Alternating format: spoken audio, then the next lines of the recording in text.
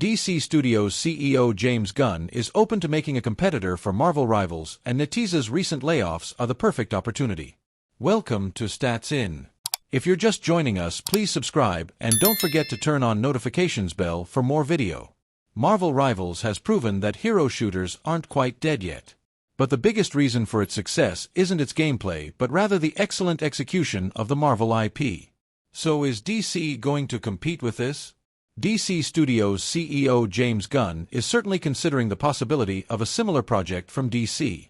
It might also be the perfect time for DC to start cooking something up because NetEase recently laid off a portion of its Seattle-based team, and it'd be pretty cool if DC picked them up.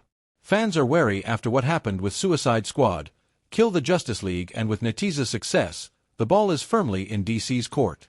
James Gunn, the head of DC Studios, has confirmed that the company is open to exploring a hero shooter akin to Marvel Rivals, via comic book.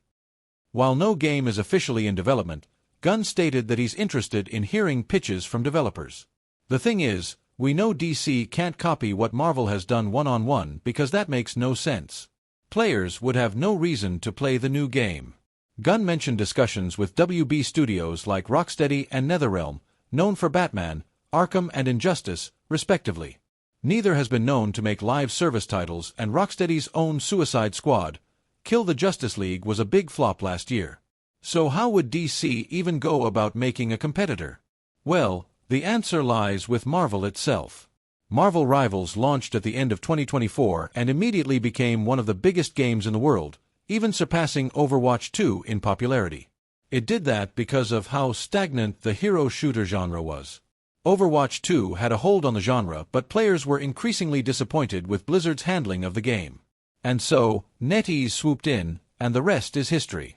But what surprised us all is that right after this genre-defining success, NetEase laid off key members of the game's Seattle-based development team, including game director Thaddeus Sasser. There was a lot of buzz over that. But the point is, if DC is serious about making a hero shooter, what could be better than hiring the very team that just proved they know how to make one work? One thing that people bring up about Marvel Rivals' success is that a lot of it is owed to the IP itself, and it's completely true.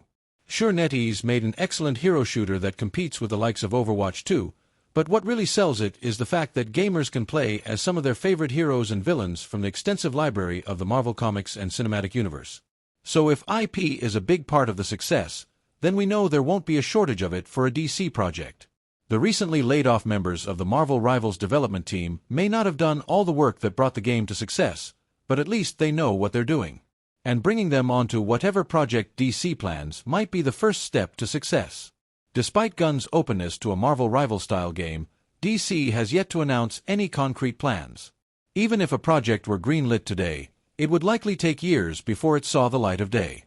So if DC wants to cook something up, we'll enjoy Marvel Rivals in the meantime.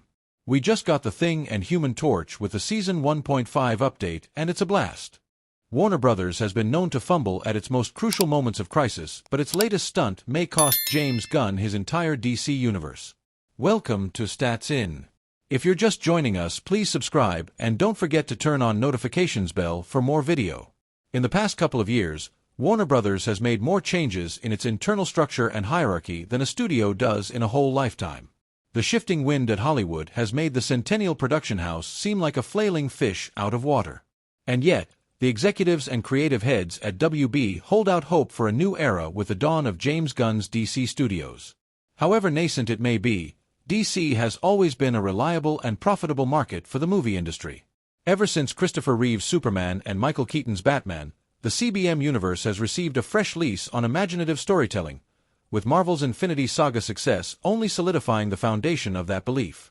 But as new information comes to light, it seems as though Warner Bros. May not be safe, after all. For a studio as old and experienced as Warner Bros., it sure has taken some monumentally stupid risks in the past half a decade.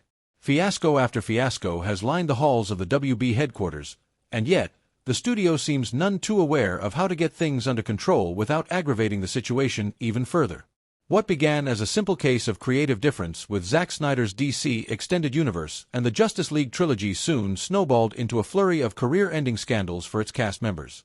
Before WB could stuff a cork at the bottom of its leaky barrel, a $43 billion merger led to a complete upheaval at the WB offices with hundreds upon hundreds of employees axed. For a studio as old and experienced as Warner Brothers, it sure has taken some monumentally stupid risks in the past half a decade. Fiasco after fiasco has lined the halls of the WB headquarters, and yet, the studio seems none too aware of how to get things under control without aggravating the situation even further.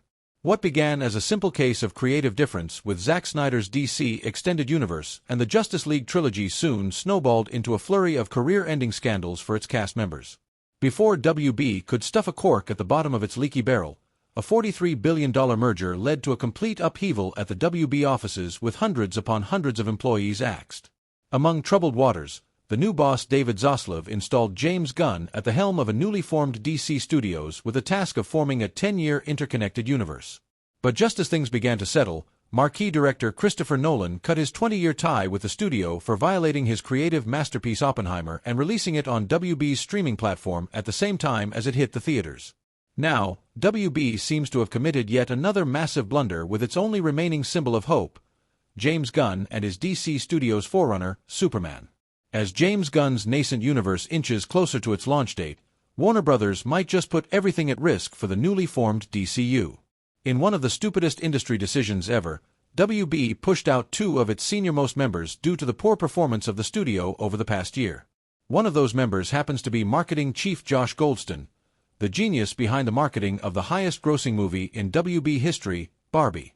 The $1.4 billion film helmed by Margot Robbie had served as a source of redemption for the studio. But films like The Flash and Joker, folie à deux nullified the optimism that Barbie had managed to raise in David Zaslav. The answer to WB's fiscal problems could have been found in any of its obscure corners, but firing the marketing genius who was responsible for saving WB's legacy was not one. More shocking still, Goldston was responsible for the marketing campaign behind James Gunn's Superman, as well as two of WB's biggest upcoming properties, Minecraft and F1. The co-chiefs of DC Studios, Gunn and Peter Safran, were not made aware of Goldston's firing until it was already too late. When asked about it, Safran claimed, "It was a decision that Mike and Pam felt was for the best." While the heads at DC may remain cryptic as ever, the fans are left to wonder how damaging the implications of Goldston's firing may be on the future of the DC universe. Dwayne Johnson didn't agree with James Gunn's decision to cancel any further Black Adam films, suggesting that it was a bad financial move. Welcome to Stats In. If you're just joining us, please subscribe and don't forget to turn on notifications bell for more video. Dwayne Johnson's Black Adam received a mixed reception at the theaters, and reports strongly suggested that the film failed to break even at the box office. But that's not how Johnson viewed the reception of the film. Black Adam was the biggest opening of his entire career, and it baffled the Fast and Furious actor that DC decided to discontinue his story after one film. Johnson claimed that James Gunn's decision to cut short the reign of the Kondak anti-hero wasn't financially well informed. He shared that even business people and Wall Street questioned the move. He shared that the film had great numbers despite COVID-related challenges. Black Adam was not